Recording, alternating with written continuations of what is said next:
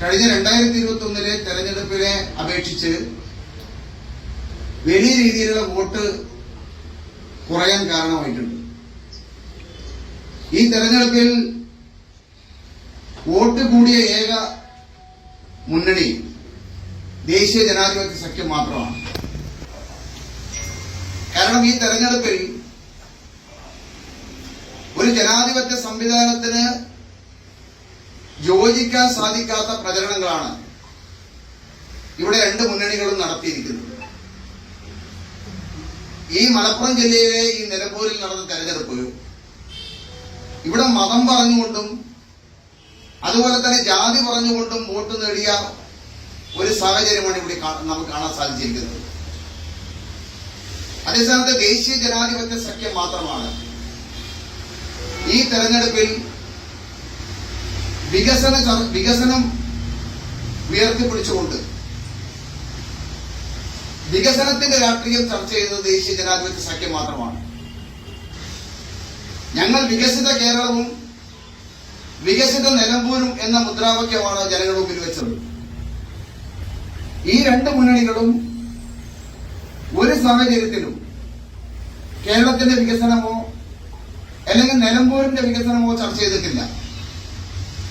മറിച്ച് ഈ രണ്ട് മുന്നണികളും ചെയ്തിരിക്കുന്നത് നമ്മുടെ കേരളത്തിൽ നാളെ അപകടകരമായ ഒരു സാഹചര്യത്തിലേക്ക് നയിക്കുന്ന നമ്മുടെ രാജ്യത്തെ രാജ്യദ്രോഹ ശക്തികളായി പ്രഖ്യാപിക്കപ്പെട്ട ജമാഅത്തെ ഇസ്ലാമി അടക്കമുള്ള മതമൗലികവാദ വർഗീയവാദികളെ കൂട്ടുപിടിക്കുകയാണ് ഈ തെരഞ്ഞെടുപ്പിൽ.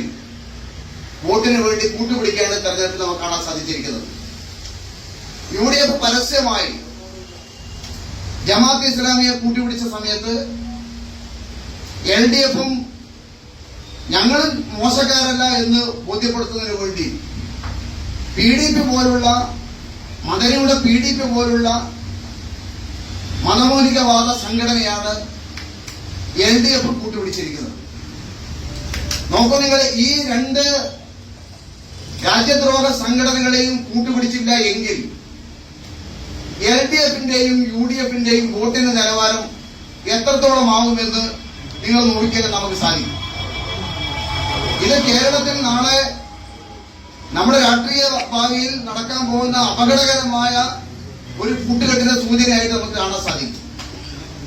ദേശീയ ജനാധിപത്യ സഖ്യം ഈ മുന്നണികളുടെ ഈ രാജ്യദ്രോഹ ഈ മതമൗലികവാദ കൂട്ടുകെട്ടിനെതിരെ വലിയ രീതിയിലുള്ള പ്രചരണങ്ങൾ ഞങ്ങൾ ആരംഭിക്കാൻ പോവുകയാണ്. ഇത് കേരളത്തിൽ മാത്രമല്ല, കാരണം രാഹുൽ ഗാന്ധി നയിക്കുന്ന കോൺഗ്രസ് ആണ് ഈ മതമൗലികവാദികളെ ഈ രാജ്യദ്രോഹ ശക്തികളെ പരസ്യമായി ഈ തെരഞ്ഞെടുപ്പിൽ കൂട്ടുപിടിച്ചിരിക്കുന്നത്. അതുകൊണ്ട് തന്നെ ഈ വിഷയം ദേശീയ തലത്തിലും രാഷ്ട്രീയപരമായി ചർച്ച ചെയ്യാനാണ് ഭാരതീയ ജനതാ പാർട്ടി തയ്യാറാകുന്നത്. കാരണം ഇതൊരു അപകടകരമായ രാഷ്ട്രീയ കൂട്ടുകെട്ടുകളാണ്. നിങ്ങൾ നോക്കൂ, UDFന്റെ മുൻ മുഖ്യമന്ത്രി ഉമ്മൻചാണ്ടി, അദ്ദേഹം വളരെ നഖശികാന്തം എതിർത്ത ഒരു സംഘടനയാണ് ജമാഅത്തെ ഇസ്ലാമി. ആ ജമാഅത്തെ ഇസ്ലാമിയാണ് 10 വോട്ടിന് വേണ്ടി വിജയിക്കുന്നതിന് വേണ്ടി UDF കൂട്ടുകൂടിയിരിക്കുന്നത്. എന്നിട്ടും വോട്ട് ഷെയർ വർദ്ധിപ്പിക്കാൻ വേണ്ടി UDFന് സാധിച്ചിട്ടില്ല. LDFന്റെ ദയനീയമായ ഒരു പരാജയമാണ് നിലമ്പൂരിൽ നമുക്ക് കാണാൻ സാധിച്ചിരിക്കുന്നത്. LDFന്റെ മുഖ്യമന്ത്രി അടക്കമുള്ള നേതാക്കന്മാർ, 130ഓളം MLAമാർ, അതുപോലെ തന്നെ മന്ത്രിമാർ, അതുപോലെ തന്നെ MP മാർ, കോൺഗ്രസിന്റെയും LDFന്റെയും എല്ലാം തന്നെ MP മാർ, അവരെല്ലാം തന്നെ ക്യാമ്പ് ചെയ്ത ഒരു തെരഞ്ഞെടുപ്പാണ് നിലമ്പൂരിലെ തെരഞ്ഞെടുപ്പ്. തെരഞ്ഞെടുപ്പിന് മുമ്പ് മുഖ്യമന്ത്രി പറഞ്ഞിരിക്കുന്നത് കേരളത്തിലെ 10 വർഷത്തേക്ക് കിടക്കുന്ന ഈ ഭരണത്തിന്റെ വിലയിരുത്തലായിരിക്കും ഈ തെരഞ്ഞെടുപ്പ് എന്നാണ് മുഖ്യമന്ത്രി പറഞ്ഞത്. അങ്ങനെ നോക്കുന്ന സമയത്ത് LDFന്റെ കഴിഞ്ഞ 9 വർഷക്കാലത്തെ ഭരണവിരുദ്ധ വികാരത്തിന്റെ വലിയൊരു അലയൊലികളാണ് ഈ നിലമ്പൂരിൽ നമുക്ക് കാണാൻ സാധിച്ചിരിക്കുന്നത്. അപ്പൊ നിലമ്പൂരിലെ ജനതയ്ക്ക് മേൽ അടിച്ചേൽപ്പിച്ച ഒരു തെരഞ്ഞെടുപ്പ് എന്നുകൂടി വായിക്കുന്ന സമയത്ത് വലിയ രീതിയിലുള്ള ജനവിരുദ്ധ വികാരം ഈ തെരഞ്ഞെടുപ്പിൽ ഇവിടെ നടന്നിട്ടുണ്ട്. പക്ഷെ അത് രാഷ്ട്രീയമായി മുതലെടുക്കാൻ UDF സാധിച്ചിട്ടില്ല. കാരണം CPMന്റെ സംസ്ഥാന സെക്രട്ടേറിയറ്റ് മെമ്പറെ തന്നെയാണ് ഇവിടെ മത്സരിപ്പിച്ചിരിക്കുന്നത്. CPMന്റെ ഏറ്റവും ഉന്നതനായ ഒരു വ്യക്തിയാണ് ഈ നിലമ്പൂർ തെരഞ്ഞെടുപ്പിൽ LDF രംഗത്തിറക്കിയിരിക്കുന്നത്. എന്നിട്ട് പോലും സ്വന്തം ബൂത്തിൽ പോലും സ്വരാജിന്റെ സ്വന്തം ബൂത്തിൽ പോലും മുന്നിലെത്താൻ സ്വരാജിന് സാധിച്ചിട്ടില്ല. സ്വന്തം ബൂത്തിൽ മുന്നിലെത്തിയിട്ടില്ല. സ്വന്തം പഞ്ചായത്തിന് മുന്നിലെത്തിയിട്ടില്ല. അദ്ദേഹം പഠിച്ച കോളേജുള്ള സ്ഥലത്ത് പോലും അദ്ദേഹത്തിന് മുന്നിലെത്താൻ സാധിച്ചില്ല. ആകെ കരുളായി പഞ്ചായത്തിന് മാത്രമാണ് LDFന് കുറച്ചെങ്കിലും മുന്നിലെത്താൻ സാധിച്ചിരിക്കുന്നത്. ഒരു റൗണ്ടിൽ പോലും LDFന് മുന്നിലെത്താൻ സാധിക്കാത്ത ഒരു തെരഞ്ഞെടുപ്പ് കൂടിയാണ് നിലമ്പൂർ തെരഞ്ഞെടുപ്പ്. നിങ്ങൾ മനസ്സിലാക്കേണ്ടത് 2 ടേമിലായി കഴിഞ്ഞ 10 വർഷക്കാലം ഈ നിലമ്പൂരിനെ പ്രതിനിധീകരിച്ചത് ഇടതുപക്ഷ ജനാധിപത്യ മുന്നണിയുടെ പെട്ട ഒരാളാണ്. എന്നിട്ട് പോലും LDFന് കഴിഞ്ഞ തവണ കിട്ടിയ വോട്ടിന് അടുത്ത് പോലും എത്താൻ സാധിക്കാത്ത ദയനീയമായ ഒരു പരാജയമാണ് LDFന് ഇവിടെ ഉണ്ടായിരിക്കുന്നത്.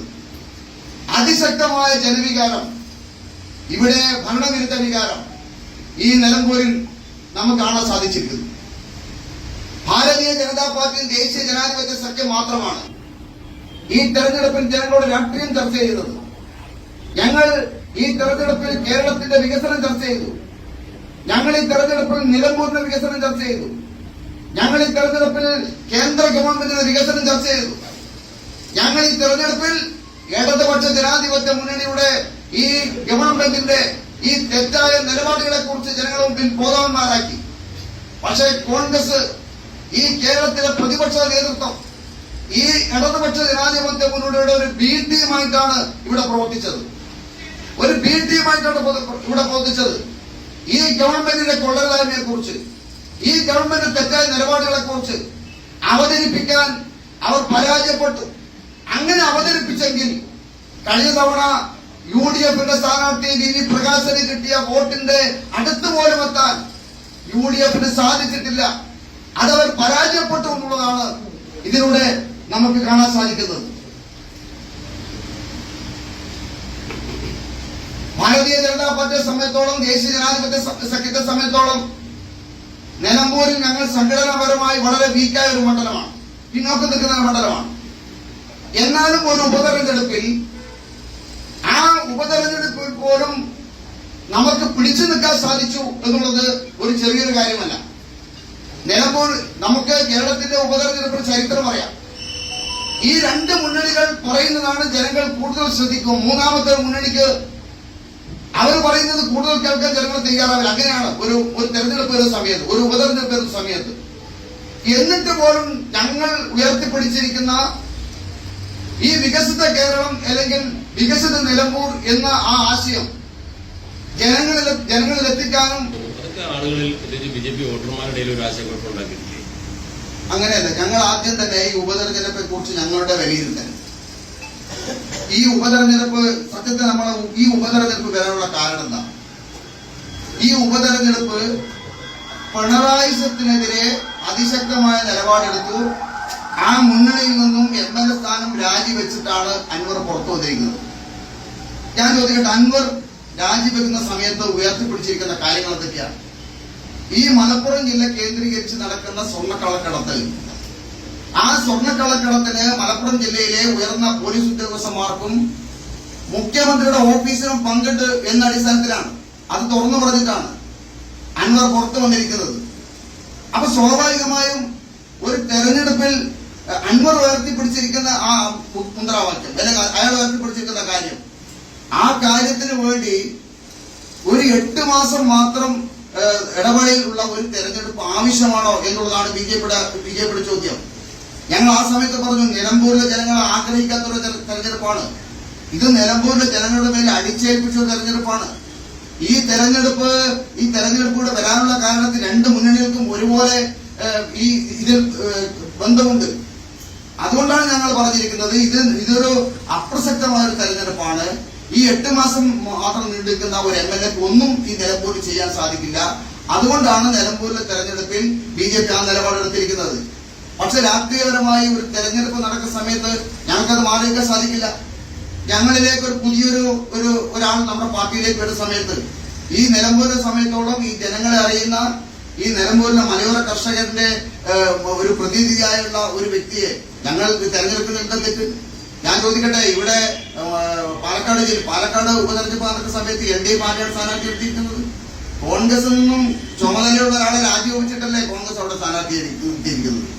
അപ്പൊ ഇവിടെ ഈ ജനങ്ങളുടെ സർവ്വസമ്മതനായ ഒരു വ്യക്തിത്വം, ഒരു സാധാരണക്കാരനായ ഒരാൾ, ഒരു കർഷകൻ, ഒരു മലയോര കർഷകൻ, അങ്ങനെയുള്ള ഒരാളാണ് ഞങ്ങൾ തെരഞ്ഞെടുത്തത്, ദേശീയ ജനാധിപത്യ സഖ്യം തെരഞ്ഞെടുത്തത്.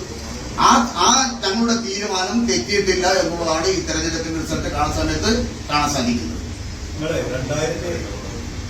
2016 മത്സരിക്കുമ്പോൾ BJP സ്റ്റേറ്റ് തലത്തിലുണ്ടായിരുന്നത് 12% വോട്ടായിരുന്നു. ഇപ്പോഴത്തെ 20%ലേക്ക് എത്തിയിരിക്കുന്നു. അതായത് BJP കേരളത്തിൽ ആകെ വളർന്നുകൊണ്ടിരിക്കുന്നതാണ് പാർട്ടിയുടെ തന്നെ കണക്കുകളാണ്. അന്ന് 12,085 വോട്ടുകൾ നേടി LDF സ്ഥാനാർത്ഥി ശക്തമായ പോരാട്ടം കാഴ്ചവെച്ചു. ഈ പ്രാവശ്യം നിങ്ങൾ BDJS സീറ്റുണ്ടെന്ന് കഴിഞ്ഞ പ്രാവശ്യം നേടിയ 2009 വോട്ടിൽ നിങ്ങൾ വോട്ട് വർദ്ധിച്ചുകൊണ്ട് ഇപ്പോൾ അവകാശപ്പെടുന്ന 53 വോട്ടുകൾ മാത്രം വർദ്ധനുണ്ട്. 7,787 വോട്ടുകൾ അധികമായി മണ്ഡലത്തിൽ ചേർക്കപ്പെട്ടിട്ടുണ്ട്. മാത്രമല്ല നിങ്ങളുടെ MP-മാരും MLA-മാരും ഇറക്കിയെന്ന അവകാശം പറയുമ്പോൾ 2 കേന്ദ്രമന്ത്രിമാർ, മുൻ 2 കേന്ദ്രമന്ത്രിമാർ, നിങ്ങളുടെ BJPയുടെ മുഴുവൻ സ്റ്റാറുകളും നിലമ്പൂരിൽ ഇറങ്ങി കുടുംബയോഗം നടത്തി, ക്യാമ്പയിൻ നടത്തിയ ശേഷം ഈ വികസിത കേരളം, നിലമ്പൂരിന്റെ വികസനം, തന്തങ്ങൂർ പാതഘട്ടം യാഥാർത്ഥ്യമാക്കുന്നത്. അപ്പോൾ നിങ്ങളുടെ ഈ വികസിത നിലമ്പൂർ, വികസിത കേരളം ഒരു കാരണവശാലും ജനങ്ങളിലേക്ക് എത്തിയില്ലെന്നല്ല. 400 പെട്ട ഒരാൾക്ക് സീറ്റ് കൊടുക്കുന്നു, അവിടുന്ന് കുറച്ച് വോട്ട് പ്രതീക്ഷിക്കുന്നു. മലയോര കർഷക മേഖലയിലേക്ക് BJP വളർന്നുകൊണ്ടിരിക്കുന്ന അവകാശിക്കുന്നു. അപ്പോഴും 2016 കിട്ടിയ വോട്ട് പോലും നേടാൻ കഴിയുന്നില്ല. സുരേന്ദ്രനും നവ്യാദാസും 1 വർഷം മുമ്പ് നേടിയ ആ വോട്ടിന്റെ 1000കണക്കിന് വോട്ടുകൾക്ക് താഴേക്ക് പോകുന്നു. എന്ത് അവകാശവാദമാണ് BJP 53 വോട്ടുകളെ അധിക നേട്ടത്തിന്റെ പേരിൽ കൂട്ടം കൊടുക്കും? ഒന്ന് നിങ്ങൾ ചിന്തിക്കേണ്ടത് ഒരു ഉപതെരഞ്ഞെടുപ്പാണ്. ഉപതെരഞ്ഞെടുപ്പിന്റെ വോട്ടിംഗ് പാറ്റേണും ജനറൽ ഇലക്ഷന്റെ വോട്ടിംഗ് പാറ്റേണും രണ്ടാണ്. ഞാൻ നേരത്തെ പറഞ്ഞില്ലേ, അരുവിക്കരയിൽ അതുപോലെ തന്നെ ഞങ്ങൾക്ക് കേരളത്തിൽ ഉപതെരഞ്ഞെടുപ്പ് നടന്ന സ്ഥലങ്ങളിൽ ഒരു 3 സ്ഥലങ്ങളിൽ മാത്രമാണ് ഞങ്ങൾക്ക് വോട്ട് ഷെയർ വർദ്ധിപ്പിക്കാൻ സാധിച്ചിരിക്കുന്നത്. നമ്മുടെ തൊട്ടടുത്ത കഴിഞ്ഞ ഒരു 4-5 മാസം മുമ്പ് നടന്ന പാലക്കാട് ഒരു ഉപതെരഞ്ഞെടുപ്പ് ഞങ്ങൾക്ക് വോട്ട് ഷെയർ വർദ്ധിപ്പിക്കാൻ സാധിച്ചില്ല. ഉപതെരഞ്ഞെടുപ്പിൽ 3ാമത്തെ കക്ഷികൾ ഉയർത്തിപ്പിടിക്കുന്ന കാര്യങ്ങൾ ചർച്ച ചെയ്യാൻ സാധാരണഗതിയിൽ മടിക്കും. കാരണം ഒരു വോട്ടിന് പോലും വളരെ ശക്തമായ ചർച്ച നടക്കുന്ന സമയത്ത് അത് വളരെ പുറകോട്ട് പോകാനാണ് നമുക്ക് സ്വാഭാവികമായി ഉണ്ടാകാറ്. നിങ്ങൾ ചിന്തിക്കട്ടെ, 2021 തെരഞ്ഞെടുപ്പാണ്. നമ്മൾ ഒരു തെരഞ്ഞെടുപ്പ് തൊട്ടടുത്ത തെരഞ്ഞെടുപ്പാണ് നമ്മൾ ചർച്ച ചെയ്യപ്പെടുന്നത്. പാർലമെന്റ് തെരഞ്ഞെടുപ്പിന്റെ വോട്ടിംഗ് ഷെയറും നിയമസഭാ തെരഞ്ഞെടുപ്പിന്റെ വോട്ടിംഗ് നിലവാര പാറ്റേണും രണ്ടാണ്. അങ്ങനെ നോക്കുന്ന സമയത്ത് 2021 തെരഞ്ഞെടുപ്പിന്റെ പാറ്റേൺ നോക്കുന്ന സമയത്ത് UDF-നും 2021 തെരഞ്ഞെടുപ്പിലെ വോട്ടിന് നിലയെ പരിശോധിക്കുന്ന സമയത്ത് വോട്ട് കുറഞ്ഞിട്ടുണ്ട്. LDF-നും വോട്ട് കുറഞ്ഞിട്ടുണ്ട്. ആനുപാതികമായി ഞങ്ങൾക്ക് വളരെ ചെറിയ വോട്ടല്ലേ ഇവിടെയുള്ളൂ. ഞങ്ങൾക്ക് അടിസ്ഥാനപരമായ വോട്ട് ചെറിയ വോട്ടാണ്. സംഘടനാപരമായി വളരെ പുറകോട്ട് നിൽക്കുന്ന ഒരു മണ്ഡലമാണ്. എന്നിട്ട് പോലും ഞങ്ങൾക്ക് വോട്ടിന്റെ നിലനിർത്താൻ സാധിച്ചു എന്നുള്ളത് ചെറിയൊരു കാര്യമല്ല. ഉപതെരഞ്ഞെടുപ്പിനെ സംബന്ധിച്ചോളം അരുവിക്കരയിൽ അതുപോലെ തന്നെ ചേലക്കരയിൽ ഞങ്ങൾക്ക് വോട്ട് ഷെയർ വർദ്ധിപ്പിക്കാൻ സാധിച്ചു. ബാക്കി എല്ലാ സ്ഥലത്തും ഞങ്ങൾക്ക് വോട്ട് ഷെയർ വളരെയധികം കുറവുണ്ടായി. അതാണ് ഞാൻ അത് നോക്കുന്ന സമയത്ത് നിലമ്പൂരിൽ സംഘടനാപരമായി പുറകോട്ട് നിൽക്കുന്ന ഒരു മണ്ഡലം, മലപ്പുറം ജില്ലയിലെ പ്രധാനപ്പെട്ട ഒരു മണ്ഡലം എന്ന രീതിയിൽ ഞങ്ങൾക്ക് ഇവിടെ വോട്ടിൽ നിലനിർത്താൻ സാധിച്ചു. ആനുപാതികമായി ചെറിയൊരു വോട്ടിൽ, അതായത് നമുക്ക് 4.9% മാത്രമേ വോട്ടുള്ളൂ. അങ്ങനെ ഒരു സമയത്ത് ആനുപാതികമായി പുതിയ വോട്ടർമാരിൽ നിന്ന് ചേർത്ത വോട്ട് നോക്കുന്ന സമയത്ത് ചെറിയൊരു ശതമാനം വോട്ട് ഞങ്ങൾക്ക് അധികമായി കിട്ടാൻ സാധിച്ചു. അതൊരു ചെറിയൊരു കാര്യമായിട്ട് നമ്മൾ കണക്കാക്കുന്നില്ല. പക്ഷേ തെരഞ്ഞെടുപ്പ് ഫലപ്രഖ്യാപനത്തിന് മുമ്പ് BJP-യുടെ വോട്ടുകൾ LDF-നെ പരാജയപ്പെടുത്താൻ UDF-ലേക്ക് പോയി എന്ന് പറഞ്ഞാൽ നിങ്ങളിപ്പോൾ വോട്ടുകൾ കൂടുതൽ കിട്ടുമെന്ന് പ്രതീക്ഷിച്ചുകൊണ്ടുള്ള സ്ഥാനാർത്ഥി തന്നെയാണ്. ഒരിക്കലും അദ്ദേഹം പറഞ്ഞില്ല. നിങ്ങൾ അദ്ദേഹം പറഞ്ഞ വീഡിയോ പരാജയപ്പെടുത്താൻ BJP ഒരിക്കലും പറഞ്ഞില്ല. അദ്ദേഹം പറഞ്ഞ വീഡിയോ ഞങ്ങളുടെ കയ്യിൽ അദ്ദേഹം പറഞ്ഞ വീഡിയോ ഉണ്ട്. അദ്ദേഹത്തിനോട് മാധ്യമ പ്രവർത്തകൻ ചോദിക്കുന്ന സമയം അദ്ദേഹം പറഞ്ഞു, സുഹൃത്തുക്കൾ BJP-യും ദേശീയ NDA-യുടെ വോട്ടുകൾ LDF-ന് പോയിട്ടുണ്ടെന്ന് അദ്ദേഹം പറഞ്ഞിട്ടില്ല. അദ്ദേഹം പറഞ്ഞത് എന്റെ സുഹൃത്തുക്കളും മലയോര കർഷകരും അവർക്ക് അതിശക്തമായ ഭരണവിരുദ്ധ വികാരം ഇവിടെ നിലനിൽക്കുന്നതുകൊണ്ട് തന്നെ LDF-നെ പരാജയപ്പെടുത്താൻ വേണ്ടി ചില സമയത്ത് UDF-ന് വോട്ട് കൊടുത്തിട്ടുണ്ടാകാം. BJP-യുടെ വോട്ടല്ല, NDA-യുടെ വോട്ടല്ല. അയാൾ പറഞ്ഞ കൃത്യമായി നിങ്ങൾ ആ വീഡിയോ പരിശോധിക്കുന്നുണ്ട്. റിപ്പോർട്ടർ ഇവിടെ ഞങ്ങളുടെ കയ്യിൽ വീഡിയോ ഫുള്ളായിട്ടുണ്ട്. റിപ്പോർട്ടർ ചാനലിലാണ് ആ വാർത്ത വന്നിരിക്കുന്നത്. ആ വാർത്ത DYFIയുടെ ഒരു സംസ്ഥാന സെക്രട്ടറി അത് കട്ട് ചെയ്തിട്ട് LDF-ന് വോട്ട് കൊടുക്കും എന്നത് മാത്രമാക്കി പ്രചരിപ്പിച്ചത് മാത്രമാണ്. അങ്ങനെയാണെങ്കിൽ ഞങ്ങളുടെ വോട്ട് കുറയണ്ടേ? ഞങ്ങൾ അടിസ്ഥാനപരമായ വോട്ട് ഈ തെരഞ്ഞെടുപ്പ് ഞങ്ങൾ കിട്ടിയിട്ടുണ്ട്. അതാണ് ഞങ്ങൾക്ക് പറയുന്നത്. രണ്ട് മുന്നണികൾ, മന്ത്രിമാർ വീട് വിടാൻ തന്നെ കയറി ഇറങ്ങുന്നു, MLA-മാർ വീട് വിടാൻ തന്നെ കയറി ഇറങ്ങി വാഗ്ദാനം നൽകുന്നു. കേന്ദ്രമന്ത്രിമാർ വീട് കയറിയിട്ടില്ല, അവർ പ്രചരണ ക്യാമ്പയിൻ നടത്തിയിട്ട് മാത്രമേ ഉള്ളൂ. പക്ഷെ കേരളത്തിലെ മുഖ്യമന്ത്രി 3 ദിവസം ഇവിടെ ക്യാമ്പ് ചെയ്തു. മുഖ്യമന്ത്രി പറഞ്ഞു ഈ കഴിഞ്ഞ 9 വർഷത്തെ ഭരണത്തിനെ കുറിച്ചുള്ള വിലയിരുത്തലായിരിക്കും നിലമ്പൂരിൽ തെരഞ്ഞെടുപ്പ് എന്നാണ് പറഞ്ഞത്. MLA-മാർ വീട് വിടാൻ തന്നെ കയറി ഇറങ്ങി, കോളനികൾ കയറി ഇറങ്ങി അവർക്ക് വാഗ്ദാനം നൽകി. അല്ല, അതിന്റെ അർത്ഥം അദ്ദേഹത്തിന് സുഹൃത്തുക്കൾ വോട്ട് അതിന് കിട്ടിയിട്ടില്ല, അദ്ദേഹത്തിന് പാർട്ടി വോട്ട് കിട്ടിയിട്ടുണ്ട്. അല്ല, അദ്ദേഹത്തിന്റെ രീതി അദ്ദേഹം പറഞ്ഞ മാത്രമേ ഉള്ളൂ. ഞങ്ങൾക്ക് കിട്ടിയിരിക്കുന്നത് എല്ലാ വിഭാഗം ആളുകളുടെയും വോട്ട് ഞങ്ങൾക്ക് കിട്ടിയിട്ടുണ്ട്. അതാണ് ഞാൻ പറഞ്ഞത്. തയ്യാറാക്കും അത് കേൾക്കുന്ന ആളുകളുടെ എണ്ണം കുറയും. അപ്പൊ സ്വാഭാവികമായും ഒരു മൂന്നാം കക്ഷിക്ക് വോട്ട് കുറയും. ഇവിടെ നിലമ്പൂരിൽ അങ്ങനെയാണ് സംഭവിച്ചിരിക്കുന്നത്, പാലക്കാടും അങ്ങനെയാണ് സംഭവിച്ചിരിക്കുന്നത്. പക്ഷെ നിലമ്പൂരിൽ ഞങ്ങൾക്ക് പിടിച്ചു നിൽക്കാൻ സാധിച്ചു. 3000 സംതിങ്ങാണ് വോട്ട് പുതിയ വോട്ടർമാരോട് ചേർത്തിരിക്കുന്നത്. അതിന്റെ ആനുപാതികമായി 4ാം സ്ഥാനത്ത് പോയത് അൻവർ ഇവിടെ സ്വതന്ത്ര സ്ഥാനാർത്ഥിയാണ്. കഴിഞ്ഞ 9 വർഷമായി അൻവർ ഇവിടുത്തെ MLA ആണ്. അൻവറിന് കിട്ടിയ, അതാണ് നിങ്ങൾ ചർച്ച ചെയ്യപ്പെടുന്നത്. അൻവറിന് കിട്ടിയ വോട്ടാണ് നിങ്ങൾ ചർച്ച ചെയ്യപ്പെടുന്നത്. അൻവറിന് കിട്ടിയ വോട്ട് CPM-ന്റെ LDF-ന്റെ ഈ 9 വർഷത്തെ ഭരണത്തിനെതിരെയുള്ള ഒരു ജനവികാരമായിട്ട് നമുക്ക് കണക്കാക്കാൻ സാധിക്കും. അൻവറിന് കിട്ടിയ വോട്ട് അങ്ങനെയല്ല.